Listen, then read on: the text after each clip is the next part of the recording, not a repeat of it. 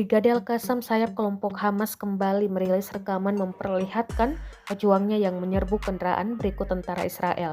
Mereka menggempur tentara Israel yang menembus jalur Gaza. Rekamannya juga diunggah di Telegram pada Sabtu 6 Januari 2024. Dalam keterangan unggahan disebutkan, inilah adegan bentrokan dan penargetan tentara dan kendaraan Israel yang melakukan serangan darat di wilayah kota Gaza. Tank, kendaraan lapis baja dan kendaraan militer lainnya tampak digempur menggunakan rudal hingga granat berpeluncur roket. Tentara Israel juga tampak diberondong peluru senapan pejuang Al-Qassam. Serangan pejuang Palestina diluncurkan dari lorong, atas gedung tinggi hingga di antara reruntuhan. Brigade Al-Qassam mengklaim hampir seluruh serangannya dalam video itu tepat sasaran.